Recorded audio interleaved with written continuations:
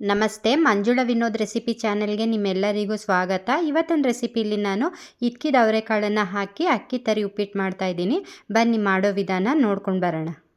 ಮೊದಲು ಅಕ್ಕಿ ತರಿನ ಹುರಿದಿಟ್ಕೊಳ್ಳೋಣ. ಅದಕ್ಕೆ ಸ್ಟವ್ ಹಚ್ಚಿ ಒಂದು ಪಾತ್ರೆ ಇಟ್ಕೊಂಡು ಅದಕ್ಕೆ ಒಂದು ಸ್ಪೂನಷ್ಟು ಕಡಲೆಕಾಯಿ ಎಣ್ಣೆನ ಹಾಕ್ಕೊಂಡಿದ್ದೀನಿ. ಎಣ್ಣೆ ಎಲ್ಲ ಸ್ವಲ್ಪ ಬಿಸಿ ಆದಮೇಲೆ ನಾನು ಒಂದು 1/4 kg ಅಕ್ಕಿ ತರಿನ ಹಾಕ್ಕೊಂಡು ಚೆನ್ನಾಗಿ ಫ್ರೈ ಮಾಡ್ಕೊಳ್ತಾ ಇದ್ದೀನಿ. ಸಣ್ಣ ಹುರಿಲಿ ಈ ಅಕ್ಕಿ ತರಿ ಸ್ವಲ್ಪ ಕಲರ್ ಚೇಂಜ್ ಆಗಬೇಕು, ಅಲ್ಲಿವರೆಗೂ ಫ್ರೈ ಮಾಡ್ಕೊಳ್ಳೋಣ. ಉಪ್ಪಿಟ್ಟು ರವೆ ಥರ ತುಂಬ ಹುರಿಬೇಕು ಅಂತ ಏನಿಲ್ಲ.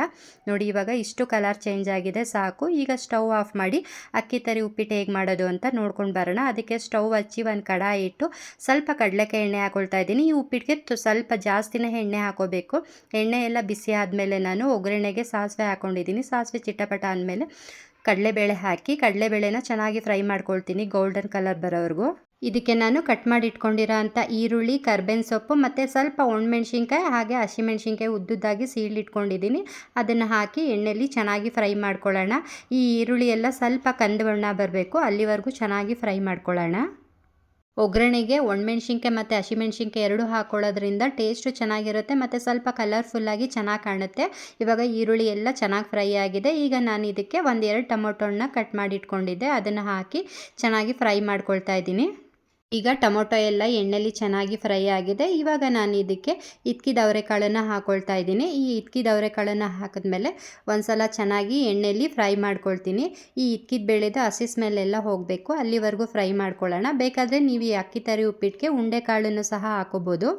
ಅದರಲ್ಲೂ ಈ ಇದ್ಕಿದ ಅವರೆಕಾಳನ್ನು ಹಾಕಿ ಮಾಡೋ ಉಪ್ಪಿಟ್ಟು ಒಂಥರ ಡಿಫ್ರೆಂಟ್ ಟೇಸ್ಟ್ ಕೊಡುತ್ತೆ. ಅದು ಪಲಾವ್ ಆದರೂ ಅಷ್ಟೇನೆ, ಉಪ್ಪಿಟ್ಟಾದರೂ ಅಷ್ಟೇನೆ. ಅದರಲ್ಲಿ ರವೆ ಉಪ್ಪಿಟ್ಟಲ್ಲಂತೂ ಇನ್ನೂ ತುಂಬ ಟೇಸ್ಟಿಯಾಗಿ ಚೆನ್ನಾಗಿ ಬರುತ್ತೆ. ಇವಾಗ ಇದ್ಕಿದ್ದು ಅವರೆಕಾಳೆಲ್ಲ ಚೆನ್ನಾಗಿ ಬೆಂದಿದೆ. ಇವಾಗ ನಾನು ಇದಕ್ಕೆ ಬಿಸಿ ನೀರನ್ನು ಸೇರಿಸ್ಕೊಳ್ತಾ ಇದ್ದೀನಿ. ಬಿಸಿ ನೀರನ್ನು ಹಾಕಿದ್ಮೇಲೆ ನಾನು ಒಂದು ಸಲ ಚೆನ್ನಾಗಿ ಮಿಕ್ಸ್ ಮಾಡಿ ಇದಕ್ಕೆ ರುಚಿಗೆ ತಕ್ಕಷ್ಟು ಕಲ್ಲುಪ್ಪನ್ನು ಸೇರಿಸ್ಕೊಳ್ತಾ ಇದ್ದೀನಿ. ಕಲ್ಲುಪ್ಪನ್ನು ಹಾಕಿದ್ಮೇಲೆ ನಾನು ಮತ್ತೆ ಒಂದು ಸಲ ಚೆನ್ನಾಗಿ ಮಿಕ್ಸ್ ಮಾಡಿ ನಾನು ಇದನ್ನು ಕುದಿಯೋದಕ್ಕೆ ಬಿಡ್ತೀನಿ. ಕಾಳೆಲ್ಲ ಎಣ್ಣೆಲಿ ಚೆನ್ನಾಗಿ ಫ್ರೈ ಆಗಿರೋದ್ರಿಂದ ಈ ಕಾಳು ಬೇಯೋದಕ್ಕೆ ತುಂಬ ಹೊತ್ತು ಹಿಡಿಯಲ್ಲ, 1-2 ನಿಮಿಷಕ್ಕೆಲ್ಲ ಬೆಂದೋಗ್ಬಿಡುತ್ತೆ. ನೋಡಿ, ಇವಾಗ ನೀರು ಅಷ್ಟೇ ಚೆನ್ನಾಗಿ ಕುದಿ ಬರ್ತಾ ಇದೆ. ನಾನು ಇದಕ್ಕೆ ಅರಿಶಿನ ಏನು ಆ್ಯಡ್ ಮಾಡಿಲ್ಲ, ನ್ಯಾಚುರಲ್ ಆಗಿ ಹಾಗೆ ವೈಟಿಗಿರಲಿ ಅಕ್ಕಿ ತರಿ ಉಪ್ಪಿಟ್ಟು ಅಂತ ಹೇಳಿ. ಇವಾಗ ನೋಡಿ, ನೀರು ಚೆನ್ನಾಗಿ ಕುದಿ ಬರ್ತಾ ಇದೆ. ನಾನು ಇವಾಗ ಅಕ್ಕಿ ತರಿನ ಸೇರಿಸ್ಕೊಳ್ತಾ ಇದ್ದೀನಿ. ಸಣ್ಣ ಉರಿಲಿ ಅಕ್ಕಿ ತರಿನ ಸೇರಿಸ್ಕೊಳ್ತಾ ಬರ್ತಾ ಇದ್ದೀನಿ. ಅಳತೆ ಪ್ರಕಾರದಲ್ಲಿ ಹೇಳಬೇಕು ಅಂತಂದರೆ 1 ಬೌಲ್ ಅಕ್ಕಿ ತರಿಗೆ ನೀವು 3 ಬೌಲ್ ನೀರನ್ನು ಸೇರಿಸ್ಕೊಂಡ್ರೆ ಹುಡಿ ಹುಡಿಯಾಗಿ ಅಕ್ಕಿ ತರಿ ಉಪ್ಪಿಟ್ಟು ತುಂಬ ಚೆನ್ನಾಗಿ ಬರುತ್ತೆ. ಫೈನಲ್ ಆಗಿ ನಾನು ಕಟ್ ಮಾಡಿ ಇಟ್ಕೊಂಡಿರೋ ಅಂಥ ಕೊತ್ತಂಬರಿ ಸೊಪ್ಪನ್ನು ಹಾಕಿ ಒಂದು ಸಲ ಚೆನ್ನಾಗಿ ಮಿಕ್ಸ್ ಮಾಡಿ ಪ್ಲೇಟನ್ನು ಮುಚ್ಚಿ 1-2 ನಿಮಿಷ ದಮ್ಮಲ್ಲಿ ಇಡ್ತೀನಿ ಸಣ್ಣ ಉರಿಲಿ. ಈಗ ಅಕ್ಕಿ ತರಿ ಉಪ್ಪಿಟ್ಟು ಎಷ್ಟು ಚೆನ್ನಾಗಿ ಬಂದಿದೆ ಅಂತ ಹೇಳಿ, ಹುಡಿ ಹುಡಿಯಾಗಿ. ಇದು ಉಪ್ಪಿಟ್ಟು ರವೆ ಥರ ತೆಳುವಾಗಿ ಬಂದರೆ ಚೆನ್ನಾಗಿರಲ್ಲ, ಹುಡಿ ಹುಡಿಯಾಗೇ ಇರಬೇಕು. ಇದಕ್ಕೆ ಅಳತೆ ಪ್ರಕಾರದಲ್ಲಿ ಹೇಳಬೇಕು ಅಂತಂದರೆ 1 ಬೌಲ್ ನೀವು ಅಕ್ಕಿ ತರಿ ತೊಗೊಂಡಿದ್ರೆ ಅದಕ್ಕೆ 3 ಬೌಲ್ ನೀರನ್ನು ಹಾಕೊಂಡ್ರೆ ಈ ಥರ ಹುಡಿ ಹುಡಿಯಾಗಿ ಚೆನ್ನಾಗಿ ಬರುತ್ತೆ.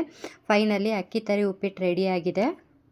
ಒಣಮೆಣ್ಸಿನ್ಕಾಯಿನ ಹಾಕ್ಕೊಂಡಿರೋದ್ರಿಂದ ಮಧ್ಯೆ ಮಧ್ಯೆ ಎಷ್ಟು ಚೆನ್ನಾಗಿ ಕಲರ್ಫುಲ್ಲಾಗಿ ಕಾಣ್ತಾ ಇದೆ ನೋಡಿ, ಅದಕ್ಕೆ ನಾನು ಒಣಮೆಣ್ಸಿನ್ಕಾಯಿನ ಹಾಕ್ಕೊಂಡಿರೋದು. ನಿಮಗೆ ಬೇಕಾದರೆ ಇದಕ್ಕೆ ಸ್ವಲ್ಪ ಕಾಯಿ ತುರಿನೂ ಸಹ ಸೇರಿಸ್ಕೋಬೋದು, ಟೇಸ್ಟ್ ಚೆನ್ನಾಗಿರುತ್ತೆ. ಐ ಹೋಪ್ ನಿಮಗೆ ಈ ಅಕ್ಕಿ ತರಿ ಉಪ್ಪಿಟ್ಟು ರೆಸಿಪಿ ಇಷ್ಟ ಆಗಿದೆ ಅಂತ ತಿಳ್ಕೊಂಡಿದ್ದೀನಿ. ಇಷ್ಟ ಆಗಿದರೆ ಪ್ಲೀಸ್ ಒಂದು ಲೈಕ್ ಕೊಡೋದನ್ನು ಮರಿಬೇಡಿ, ಹಾಗೆ ಶೇರ್ ಮಾಡಿ, ಸಬ್ಸ್ಕ್ರೈಬ್ ಮಾಡ್ಕೊಂಡು ನೋಡಿ, ಕಮೆಂಟ್ ಮಾಡೋದನ್ನು ಮರಿಬೇಡಿ. ಮತ್ತೆ ಸಿಗ್ತೀನಿ ನೆಕ್ಸ್ಟ್ ರೆಸಿಪಿ ವ್ಲಾಗಲ್ಲಿ. ಬಾಯ್.